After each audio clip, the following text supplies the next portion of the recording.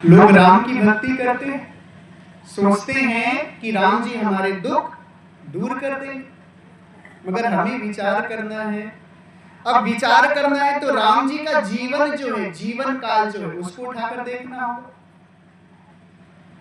भाई, आप सोचते हैं कि राम जी आपके अंदर की बात को सुन रहे हैं, समझ रहे हैं, आपके दुख को दूर करेंगे, आप मंदिर जाते हैं। मगर जब राम जी का जीवन काल था, जब राम जी का जीवन काल था, तो उनको जन्म हुआ, गुरुकुल गए, शिक्षा पूरी हुई, सीता के साथ विवाह हुआ उनका। विवाह होने के बाद जो उनकी छोटी माता के वचन थे, उन्होंने दशरथ जी से मांग ली। कैकेयी ने मांगे थे ना, बोले कि मेरे पुत्र भरत को आप राज दे दें और राम को 14 वर्षों तक का वनवास दे दें। चलिए, ये भी बात हो गई, वनवास चले गए, पिता की आज्ञा का पालन किया उन्होंने। अब जब वनवास गए तो अब वहीं पर शुरू होता है शूर्पणखा का काम। शूर्पणखा का नाम सुनते होंगे, हमारे डॉक्टर साहब जी, डॉक्टर जी साहब तो परमात्मा है, डॉक्टर जी अपने समय में इस गांव में शूर्पणखा का रोल किया करते थे। हमारे राकेश कुमार जी राम बनते थे तो ये कहते हैं हम आपसे अपनी नाक कान कटवाएंगे, हम शूर्पणखा बनेंगे। बनते थे कि नहीं?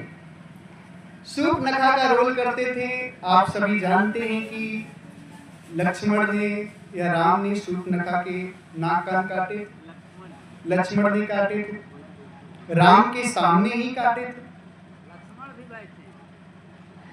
लक्ष्मण भी बैठे, बहुत अच्छा। तो हुआ क्या वहां पर कि अब जो है रावण ने यह सोचा कि मेरी बहन का अपमान हुआ। भाई, नाक कान औरत की सुंदरता होती, औरत को जब बढ़िया से सजना होता है तो कान में अच्छा अच्छा पहनेगी और नाक, यही तो सुंदरता होती है उनकी। अब उसी को काट दिया तो भाई किसी की भाई को गुस्सा आएगा। आपकी बहन का कोई नाक कान काटेगा तो आपको गुस्सा नहीं आएगा? आएगा कि नहीं? तो रावण को गुस्सा आया और रावण ने सोचा कि उसने मेरी बहन का अपमान किया है तो मैं भी कुछ करूंगा। रावण क्या किया कि साधु का वेश बनाया।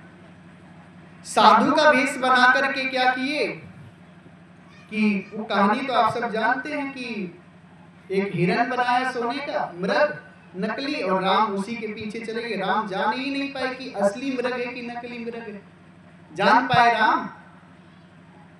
जब राम उस समय थे और ये नहीं जान पाए कि ये असली मृग है कि नकली मृग है, तो आज तो राम है नहीं। आप कैसे जानते कि जान जाएंगे कि आपको क्या दुख है? उसके बाद उन्हें यह भी नहीं पता था कि अगर मैं इस हिरण के पीछे जाऊंगा तो मेरी पत्नी का कोई हरण कर ले जाएगा। उन्हें पता था, अगर पता होता तो क्यों जाते? पता होता तो क्यों जाते? दूसरी चीज आपको यहां विचार करना है कि जब रावण सीता का हरण करके ले जा रहा था तो चिल्ला रही थी कि हे राम मुझे बचाओ, मुझे ये पापी हरण करके ले जा रहा। चिल्ला रही थी कि नहीं?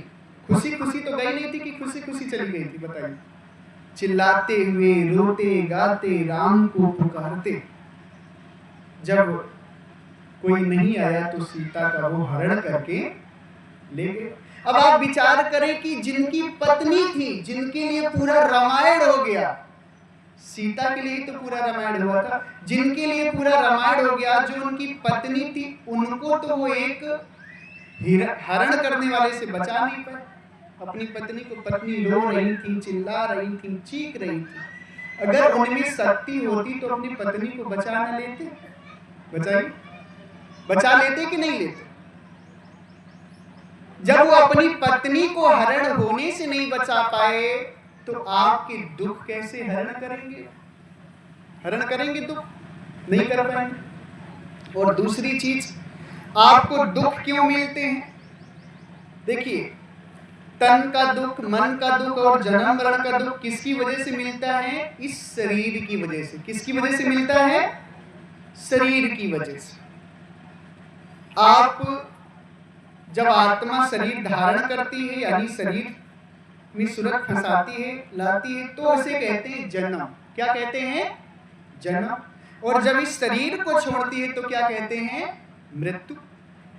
और जन्म से लेकर मृत्यु के बीच का जो डिस्टेंस है उसमें और ज्यादा दुख। जन्म का दुख तो है ही है, 9 महीना पैर ऊपर और सर नीचे करके तो जन्म मिलता है। अभी आपको कह दिया जाए कि 9 महीना छोड़िए, केवल 9 घंटे, 9 महीना में तो हजारों घंटे हो जाएंगे, केवल 9 घंटे पैर ऊपर और सर नीचे करके आप रह जाइए तो क्या रह पाएंगे? नहीं रह पाएंगे। दुख होगा कि नहीं? जन्म में दुख होगा। और जन्म लेने के बाद सदगुरु कहते हैं, जा दिन ते जीव जन्मिया किते न पाया सुख, डाली डाली में फिरूं पाते पाते दुख। सदगुरु कहते हैं कि जिस दिन से इस जीव ने जन्म लिया, यानी शरीर धारण किया, कभी सुख नहीं पाता, हमेशा दुख ही इसे मिलता है। क्या मिलता है? दुख। आप कमाते किसके लिए? शरीर की इच्छाओं को पूरी करने के लिए कमाते कि नहीं? कटता है शरीर, जलता है शरीर, मगर दुख आत्मा को क्यों होता है? क्योंकि आत्मा ने शरीर से संबंध बना रखा है। क्या बना रखा है? संबंध। अब शरीर पकड़ती है तो जन्म का दुख, और उसके बीच में जो बीमारियां होती हैं, जलता है, कटता है, लड़ाई होता है, टूटता है, फूटता है, सब दुख आत्मा को ही तो होता है। आत्मा निकल जाए इस शरीर को, चाहे काटो, चाहे गाड़ो, चाहे फूंको, कुछ बोलने वाला नहीं, क्योंकि जिसको दुख होता था वो तो निकल गया। अब आप सभी विचार करें कि जिसको दुख होता था जब वो निकल गया तो दुख उसी को हो रहा है। और दुख हो किसकी वजह से रहा है? शरीर की वजह से। शरीर धारण के इसलिए दुख हो रहा है। आप जन्म मरण में फंसे हैं और अब आप चाहते हैं कि हम जन्म मरण से मुक्त हो जाएं। आप हनुमान की भक्ति करते हैं, राम की भक्ति करते हैं। राम भी जन्म लिए कि नहीं लिए? राम जन्म लिए और सरजू नदी में डूबकर उनकी मृत्यु भी हुई। हनुमान जन्म लिए। अच्छा, हनुमान को लोग अमर कहते हैं मगर अमर नहीं है। हनुमान को लोग अमर कहते हैं मगर अमर नहीं है, वो एक कल्पना करते हैं। कृष्ण जन्म लिए, उनकी भी मृत्यु होगी। तो अब आप विचार करें कि आपको जन्म मरण से मुक्त होना है, जन्म मरण से मुक्त होना है, और आप भक्ति किसकी कर रहे हैं? जो स्वयं जन्म मरण में फंसा है। राम भी जन्म मरण में, कृष्ण भी है, हनुमान भी है, देवी देवता सभी लोग। भाई कौन ऐसा है आदमी जो जन्म मरण ना किया? अगर नहीं मरा है तो मेरे सामने लाओ। अगर कहते हैं कि हनुमान जी अमर है तो मैं कहता हूं मेरे सामने लाओ, हनुमान जी कहां अमर है? राम जी का प्रमाण आता है शरीर छूटने का, कृष्ण जी का आता है, देवी देवताओं का आता है, सबका आता है। सब जन्म मरण में फंसे। अब आप जरा यहां विचार करें कि सदगुरु कबीर साहब कहते हैं, बंधी को बंधा मिले, छूटे कवनि उपाय, करि सेवा निर्बंधी की, पल में लेते छुड़ाए। एक बंधे हुए व्यक्ति को एक बंधा हुआ व्यक्ति कैसे छुड़ा सकता है? जरा विचार करें आप। जैसे आप बंधे हुए, बंधे का मतलब है एक खंबे पर डॉक्टर हेमराज जी बंधे हो और दूसरे खंबे पर राकेश गुप्ता जी बंधे हो। विचार करिएगा, समझिएगा। अब डॉक्टर हेमराज जी राकेश से कहें कि भैया राकेश, हम तुम्हारा हाथ जोड़त है, हमका ये बंधन से खोल लीता। तो राकेश जी खुदे बंधा है। वो कहीं भैया हम तुमका कैसे छोड़ पाए, हम तो खुदे बंधा है। अब राकेश जी कहें कि हेमराज जी आप हमका खोल ही दें बंधन से, तो क्या हेमराज जी उनको खोल सकते हैं? क्योंकि दोनों लोग बंधे हुए हैं। क्या एक दूसरे को खोल सकते हैं? नहीं खोल सकते। सदगुरु कहते हैं कि बंधे हुए व्यक्ति को बंधा हुआ व्यक्ति किसी भी उपाय से खोल नहीं सकता। अगर बंधन मुक्त होना है तो किसकी सेवा करनी पड़ेगी? निर्बंध की, जो बंधन से खुला हुआ है। अब आपको जन्म मरण से मुक्त होना है, इन दुखों से मुक्त होना है। राम जी की भक्ति करते हैं, राम जी अपनी पत्नी का दुख दूर ही नहीं कर पाए, अपने पिता को मरने से बचा नहीं पाए। विचार करें। और जो स्वयं जन्म लिए स्वयं मर गए, तो वो तो पहले से जन्म मरण में। अब हम उनसे अपेक्षा करें कि वो हमारे जन्म मरण दूर कर देंगे, तो ये हमारी मूर्खता है कि नहीं? भाई वो बंधे हुए हैं, हम भी बंधे हुए, वो भी जन्म मरण में, हम भी जन्म मरण में। हनुमान जी, कृष्ण जी, जो भी है संसार में XYZ जो भी है, सभी लोग जन्म मरण में बंधे हुए हैं। अब हम उनकी किसी की भी भक्ति करते हैं, पूजा करते हैं, आराधना करते हैं कि हमें जन्म मरण से मुक्ति मिल जाए, तो क्या मिल सकती? भाई वो खुद जन्म मरण में है, वो खुद दुख पा रहे हैं, वो अपने परिवार का दुख तो दूर कर ही नहीं पाए। अभी शिवरात्रि थी, खूब शिव जी की पूजा हुई कि हमारी मनोकामनाएं पूरी हो जाएंगी, हमारे कष्ट दूर हो जाएंगे। शिव जी की पत्नी का नाम था सती। जानते हैं आप लोग कि नहीं? कौन कौन जानता है शिव जी की पत्नी का नाम सती? हाथ उठाइए जरा। 2 लोग, सभी लोग जानते हैं इसका मतलब। शिव जी की पत्नी का नाम था सती। तो शंकर जी जो थे, उनके ससुर ने यज्ञ किया, बहुत बड़ा यज्ञ। उनके ससुर का नाम क्या था?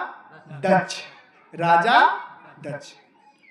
अब राजा दक्ष ने यज्ञ किया और यज्ञ में शंकर जी को निमंत्रण नहीं दिया। क्या नहीं दिया? निमंत्रण। अच्छा, आजकल भी वही है, अगर किसी को निमंत्रण न दो तो खाने नहीं आ सकता है कि नहीं? तो राजा दक्ष ने निमंत्रण नहीं दिया, जबकि निमंत्रण देना चाहिए था। उनकी पत्नी, उनकी बेटी थी, उनका दामाद थे, निमंत्रण देना चाहिए था, उन्होंने नहीं दिया। भाई ये गांजा पीते थे, भांग पीते थे, धतूर खाते थे, हमेशा नशे में पड़े रहते थे। भाई आज भी आप उज्जैन में चले जाएंगे तो इनको 1 नंबर की इंग्लिश दारू चढ़ाई जाती। उज्जैन में हिंदी, इंग्लिश सब तरह की दारू चढ़ाई जाती। महाकाल जिसे कहते हैं। तो क्या हुआ कि इनकी आदतों के चलते उन्होंने इनको निमंत्रण नहीं दिया। अब सती को ये बात बहुत बुरी लगी कि हमारे पति को बुलाया नहीं गया। सती बिना बुलाए अपने मायके पहुंची यज्ञ में, बिना बुलाए यज्ञ में पहुंची और पिताजी से बोली कि आपने मेरे पति को क्यों नहीं बुलाया? तो उन्होंने अपना जो कारण बताया हो, तो सती जी को बहुत दुख हुआ।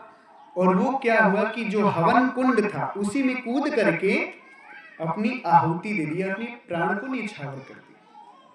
अब आप विचार करें, हवन कुंड में कूदी होगी तो जब जलन हुई होगी तो दुख हुआ होगा कि नहीं?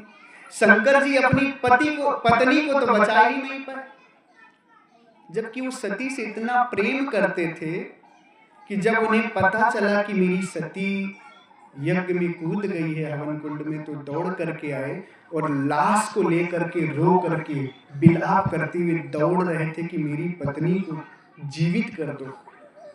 ये कहानी आप लोग जानते हैं कि नहीं? बहुत बिलाप किए, बहुत रोए, बहुत दुखी हुए कि मेरी पत्नी तुमने ऐसा क्यों कर लिया। हुए कि नहीं?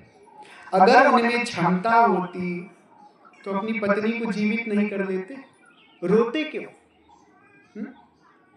भाई हमारे पास क्षमता है, अगर आप भूखे हैं तो मैं आपको भोजन करा दूंगा। अब आप भूखे हैं तो मैं आपके साथ बैठकर रोऊंगा थोड़ी ना कि आप भूखे हैं तो मैं रोऊं बैठकर। मैं तो ये कहूंगा भाई मेरे पास भोजन है, चलो भोजन करो, क्या दिक्कत है? कहेंगे कि नहीं? अब अगर शंकर जी के पास क्षमता होती तो अपनी पत्नी को जीवित नहीं कर लेते, रोने की जरूरत क्या? क्षमता नहीं थी क्योंकि वो एक जीव थे, कोई परमात्मा नहीं थे। हम उनसे अपेक्षा करते अपने दुख को दूर करने की, मगर उनसे हमारा दुख दूर नहीं हो। जब पत्नी का दुख दूर नहीं कर पाए तो हमारा कहां से करें? शंकर जी भी जन्म मरण में गए। इस संसार में जितने भी लोग हैं सब लोग जन्म मरण में फंसे हैं। अगर आप इनकी भक्ति करेंगे, पूजा पाठ आराधना करेंगे, तो आप जन्म मरण से मुक्त नहीं हो पाएंगे, आपके दुख दूर नहीं होंगे। अब शरीर ही बंधन है और शरीर में ये सब भी फंसे हैं। जो ब्रह्म निरंजन जो सृष्टि बना है, आप जानते हैं ना सृष्टि किसने बनाई? काल निरंजन। पूरी सृष्टि को बनाने वाले काल निरंजन, उन्हीं का ये शरीर है। ये चांद तारा धरती आकाश पाताल आदि जो आप देख रहे हैं, ये सब ब्रह्म निरंजन की शरीर है। इसके 4 पन हैं, सतयुग, त्रेता, द्वापर और कलयुग। जैसे आपकी शरीर की 4 अवस्थाएं हैं, बचपन, जवानी, ढलानी, बुढ़ापा। 4 अवस्थाओं के बाद आपका शरीर छूट जाता है। किसी का पहले ही छूट जाता है, शरीर का कोई ठिकाना नहीं। उसी तरीके से ब्रह्म की भी शरीर है। ये सतयुग बीत गया, द्वापर बीत गया, त्रेता बीत गया, अब उनकी शरीर का जो है सृष्टि का अंत चल रहा है।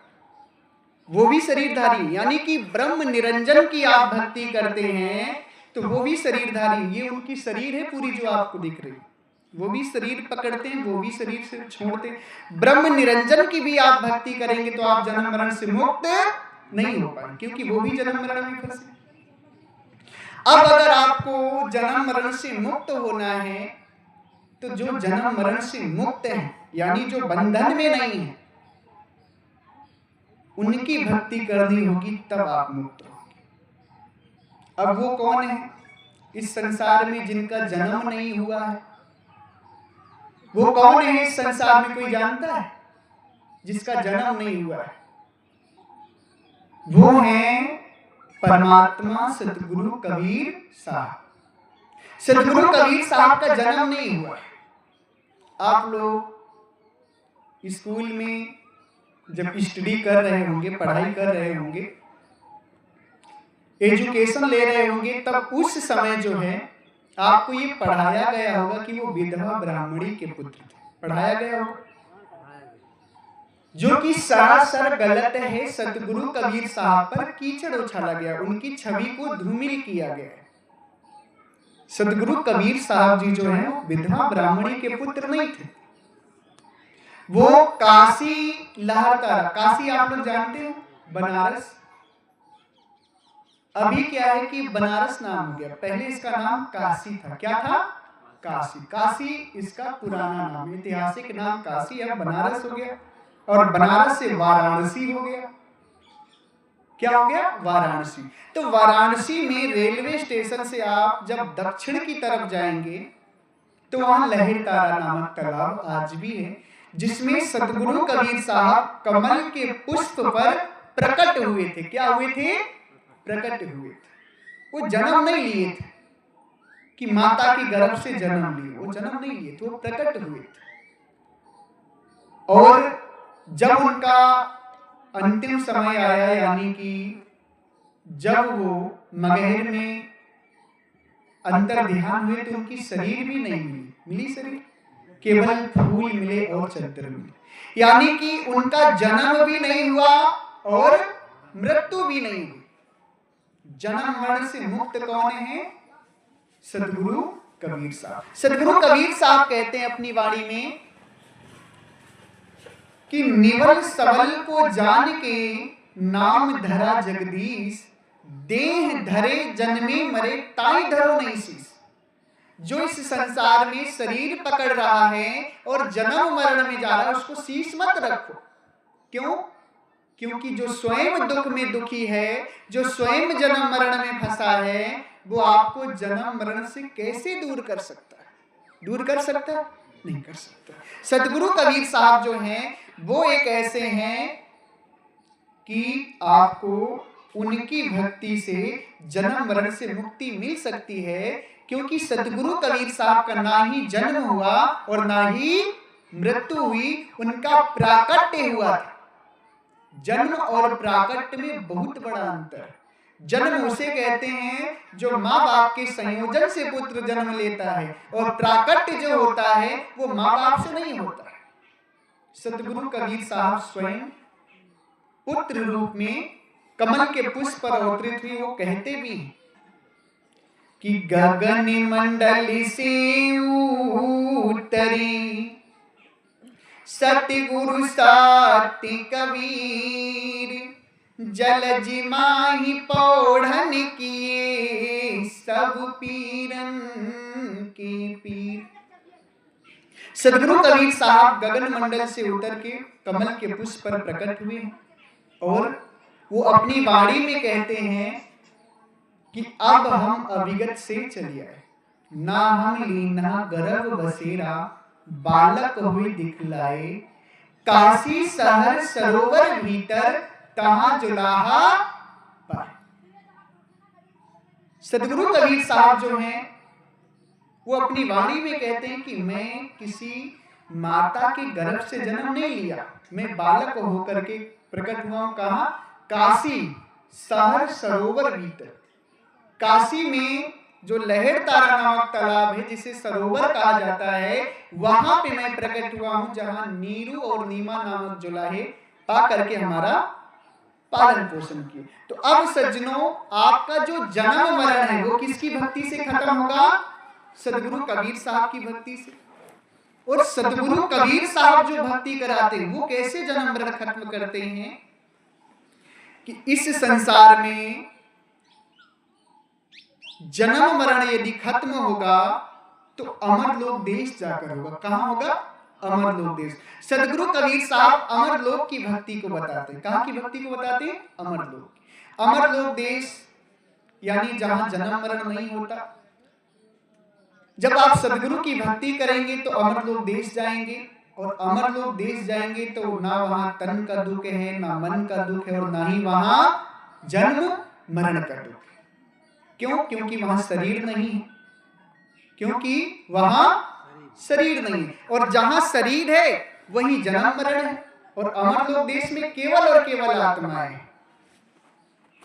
अमर लोक देश में परमात्मा भी नहीं शरीर है, आत्माएं भी नहीं शरीर। अब आपका कल्याण कहां होगा? अमर लोक देश में। सदगुरु कबीर साहब की भक्ति के द्वारा जब आप अमर लोक देश जाएंगे तब आपका जन्म मरण खत्म होगा।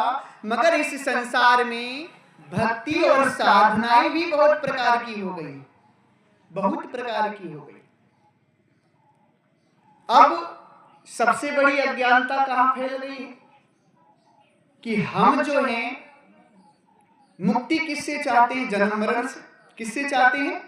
जन्म मरण से। जन्म मरण क्या है? शरीर धारण करना यानी जन्म, शरीर छोड़ा यानी कि मृत्यु। अब इससे हम मुक्ति चाहते हैं, और मुक्ति करने के लिए करते क्या है? साधना क्या करते हैं? इसी शरीर में ध्यान लगाते हैं। क्या करते हैं? मुक्ति चाहते हैं शरीर से, और ध्यान कहां लगाते हैं? शरीर में। और ये तो वही हो गया कि आग से बचना भी चाहते हैं और आग में कूद भी रहे हैं। क्या हो गया? आग से बचना भी चाहते हैं और आग में कूद भी रहे। भाई बंधन क्या है? शरीर है। बंधन क्या है? शरीर है। और शरीर के बंधन से अगर मुक्त होना है तो अमर लोक की भक्ति करनी होगी। मगर हम क्या करते हैं? झूठे गुरुओं के चक्कर में पड़ करके इस शरीर में ही ध्यान करने लगते हैं, ध्यान लगाने लगते हैं। कोई तृप्ति में ध्यान लगाता है, कोई चक्रों में ध्यान लगाता है, कोई ब्रह्मांड में ध्यान लगाता है, कोई शब्दों का जाप करता है, कोई मंत्रों का जाप करता है, कोई मंदिरों में जाता है, कोई मस्जिद में जाता है, कोई चर्च में जाता है, कोई गुरुद्वारे में जाता है। कहां जाता है? गुरुद्वारे में, चर्च में, मंदिर। यानी कि ये सृष्टि पूरी नाशवान है। सृष्टि का सृजन भी हुआ है और इसका प्रलय भी हो जाएगा, सब हो जाएगा। आपका शरीर भी, जब तक आपकी आत्मा का संबंध इस शरीर से है तभी तक तो ये शरीर चल रहा है। जिस दिन आत्मा का संबंध इस शरीर से खत्म हुआ उस दिन या तो इस शरीर को जला दिया जाएगा या इस शरीर को गाड़ दिया जाएगा या फेंक दिया जाएगा। अब आप शरीर में ध्यान करते हैं, अनहद नाद को सुनते हैं। अनहद किसके द्वारा होता है? अनहद किसके द्वारा होता है? जब आत्मा का संबंध शरीर से होता है तो तत्व जब मिलते हैं तो उसमें अनहद नाद उत्पन्न होता है। क्या होता है? अनहद नाद, आत्मा की वजह से। जिस दिन आत्मा का संबंध शरीर से खत्म हुआ उस दिन अनहद नाद खत्म हो जाता है। क्या होता है? खत्म हो जाता है। बात समझ रहे हैं कि नहीं? तो अब लोग अनहद नाद को सुनते हैं और सोचते हैं कि हमारी मुक्ति हो। भाई वो अनहद तभी तक है जब तक तुम जीवित हो, और जिस दिन आत्मा का संबंध छूटा उस दिन या तो जला दिए जाओगे या फेंक दिए जाओगे या गाड़ दिए जाओगे। अनहद बचा, वो तो खत्म ना हो गया। समझ रहे हैं कि नहीं? लोग चक्रों में ध्यान लगाते हैं, त्रुटि में ध्यान लगाते हैं, प्रकाश देखते हैं, आत्मा की वजह से प्रकाश हो रहा है, आत्मा के संबंध से। आत्मा ने छूटा तो क्या है कि सारा प्रकाश भी खत्म, अनहद नाद भी खत्म, शरीर भी खत्म। अब इसमें मेन क्या दिख रहा है आपको? शरीर मेन लग रहा है कि आत्मा? बताइए, आत्मा मेन लग रही है कि नहीं? अब मुक्ति कहां से होगी? सदगुरु कबीर साहब कहते हैं कि शरीर की पूजा नहीं करनी, तीर्थ व्रत जाने से कोई मुक्ति नहीं होगी। मुक्ति किससे होगी? आत्म चीन परमात्म चीन है, संत कहावे सोई, यही भेद काया से बाहर, जाने बिरला कोई। आपकी मुक्ति कहां से होगी? आत्मा को जानने से। कहां से होगी? आत्मा को जानने से। आत्मा को जानेंगे तो आत्मा से आप किसको जानेंगे? परमात्मा को। और आत्मा परमात्मा को जानने का जो भेद है वो कहां है? यही भेद काया से बाहर। काया से बाहर है, उस शरीर में नहीं। काया किसे कहते हैं? शरीर। काया मीन्स बॉडी, शरीर।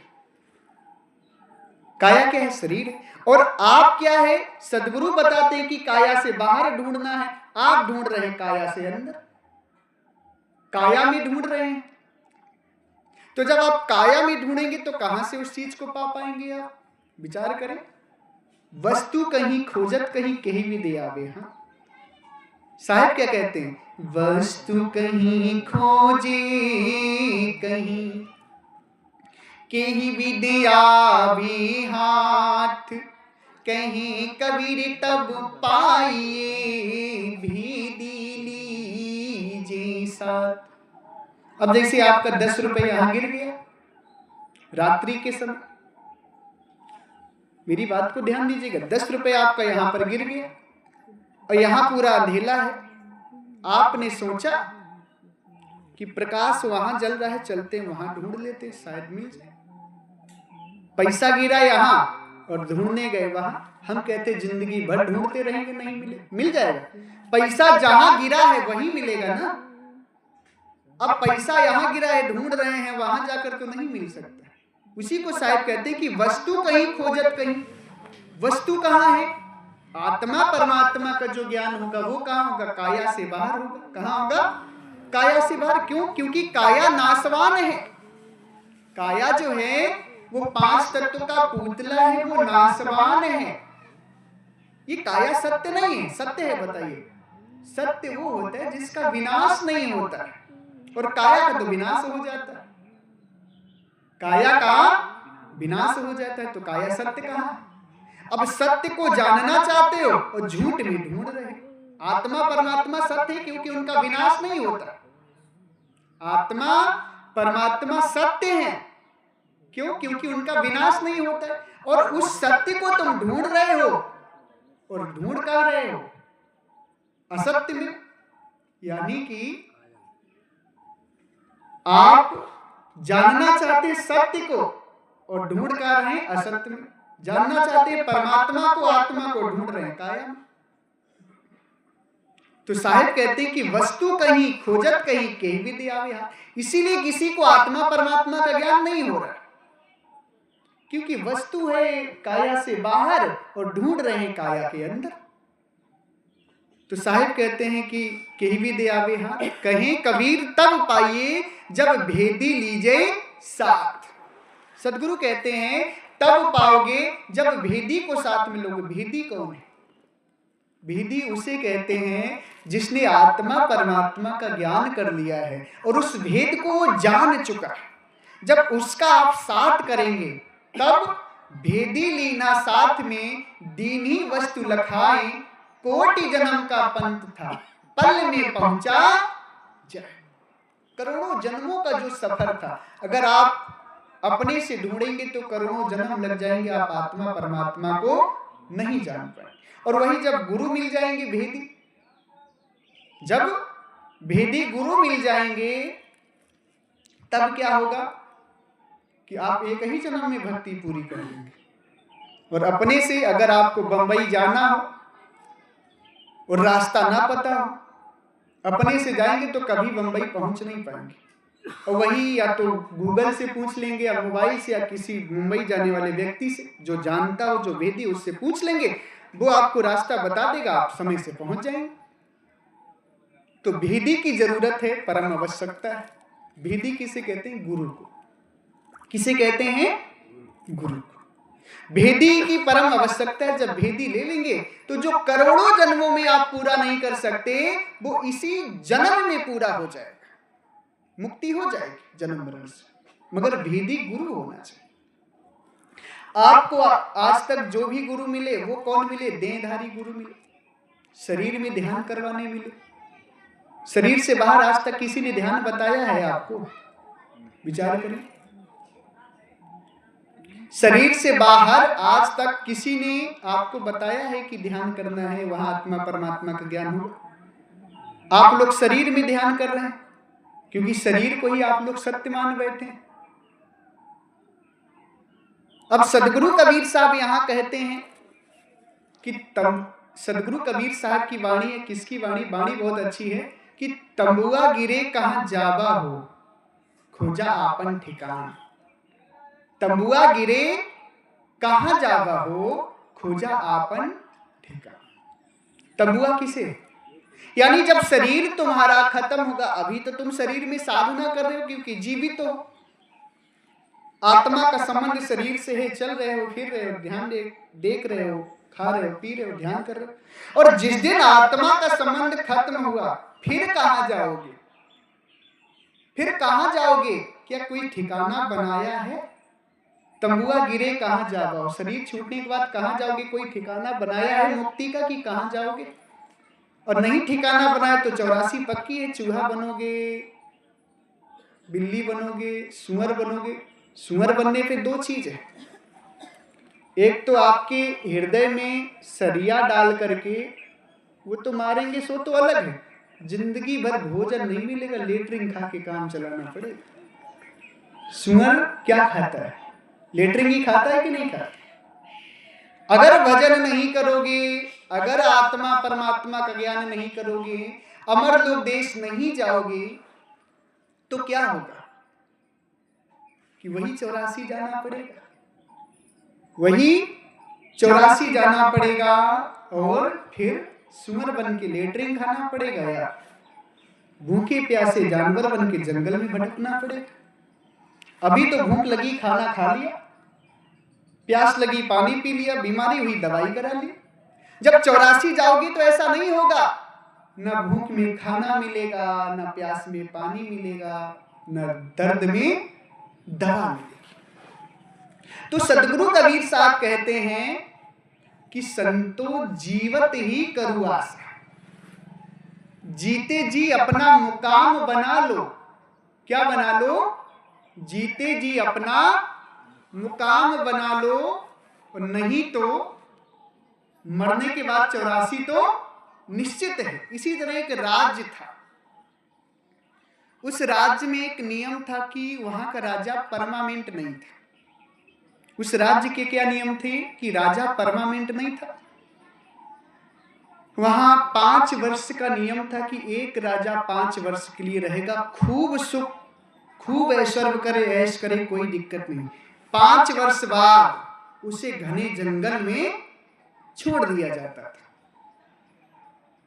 तो लोग, कुछ लोग ये सोचते थे चलो कम से कम 5 मिनट, 5 वर्ष तो आनंद आएगा, 5 वर्ष तो आनंद आएगा।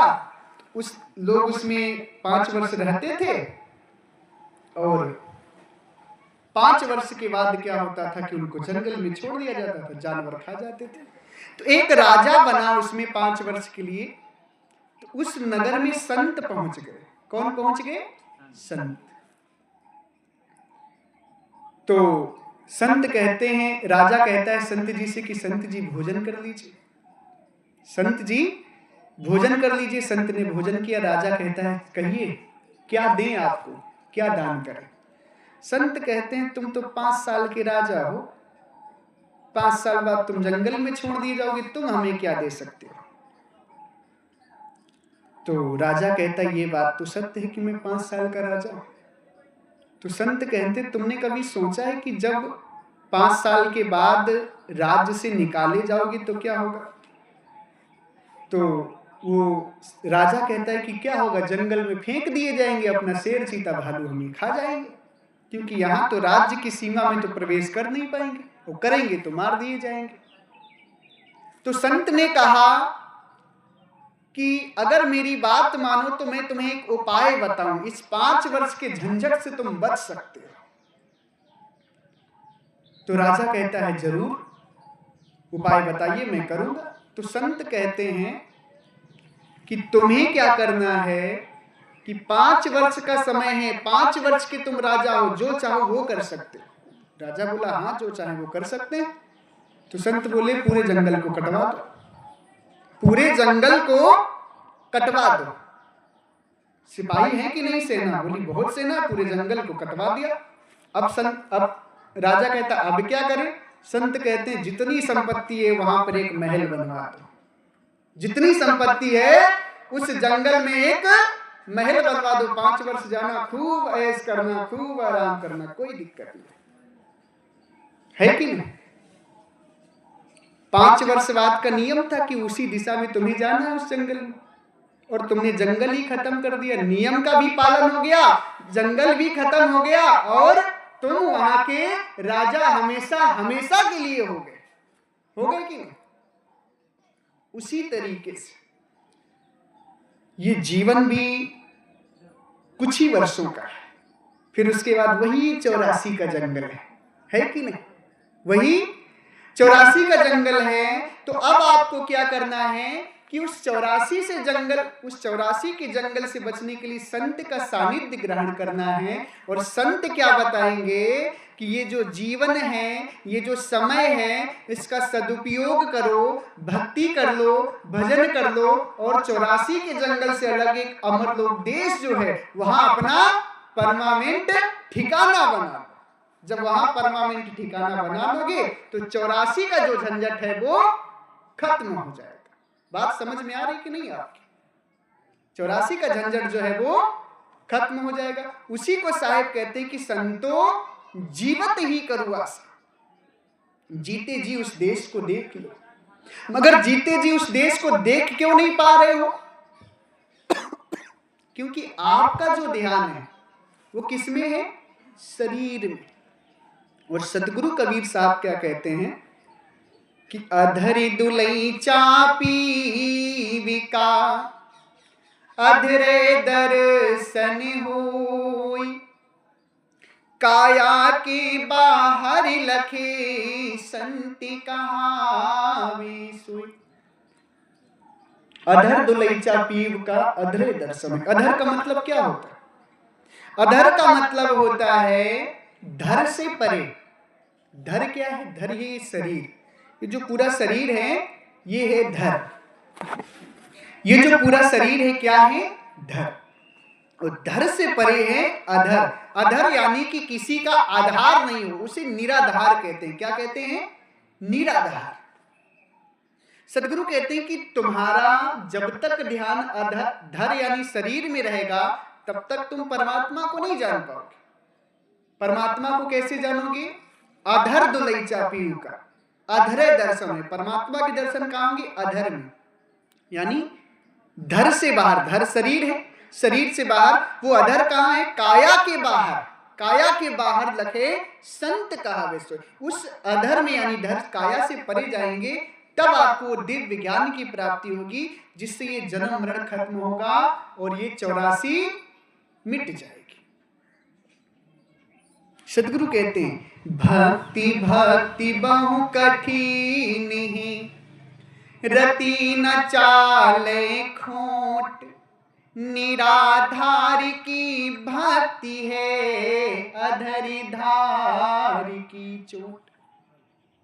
असली भक्ति क्या है? निराधार की, यानी जिसमें आधार ना हो। जहां आधार हो गया वही कष्ट हो गया। निराधार में जब आप चलेंगे तब परमात्मा की प्राप्ति होगी। सतगुरु कबीर साहब का ये असली रहस्यवाद है, जिससे आज के 99% संत जो है वो अनजान है। 99% महात्मा लोग जो हैं वो इस असली दिव्य ज्ञान से अनजान है।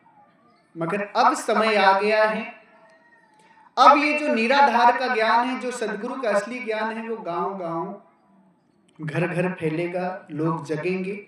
और अब पाखंड नहीं चलेगा। बहुत भरमा लिया संतों ने और बहुत भरम गए, भरम चुके हैं शिष्य लोग। अब नहीं भरमना है।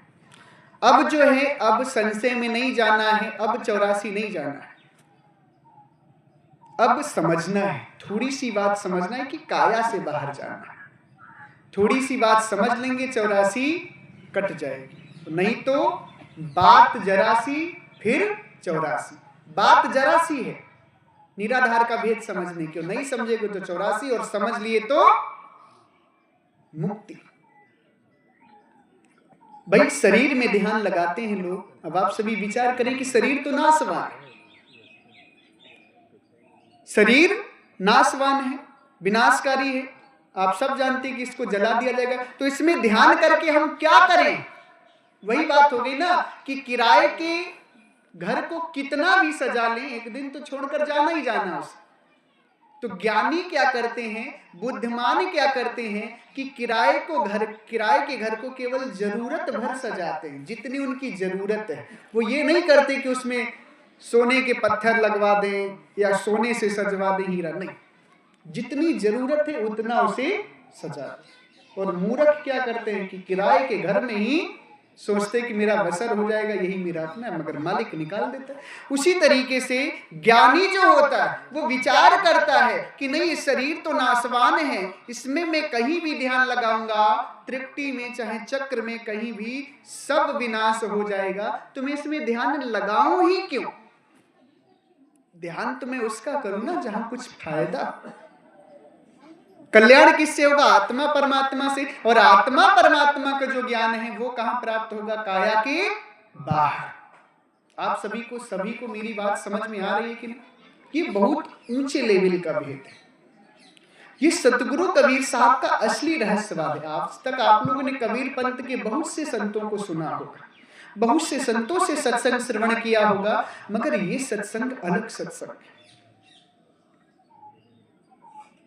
ये सत्संग को समझने के लिए परम विवेक की आवश्यकता होती है। हर आदमी नहीं समझ सकता। जिसमें परमात्मा की कृपा होती है, जो पूर्व जन्म का संस्कारी होता है, उसे ये बात समझ में आती, वो इस काया के बाहर के भेद को जानना चाहता है या खोज पाता है। गुरु तो संसार में बहुत मिलेंगे आपको भरमाने वाले, मगर परमात्मा की जब दया होती है ना, तब जाकर के ऐसे संत मिलते हैं और ऐसा ज्ञान मिलता है। समझ रहे हैं कि नहीं? सभी पर परमात्मा की कृपा है। अपने विवेक को जगाएं और भ्रम पाखंड की दुनिया से बाहर निकल करके अपनी आत्मा को जाने और अपनी आत्मा को इस जन्म मरण से निकाल करके अमर लोक देश जाएं। परमात्मा को जानकर तभी मुक्ति हो।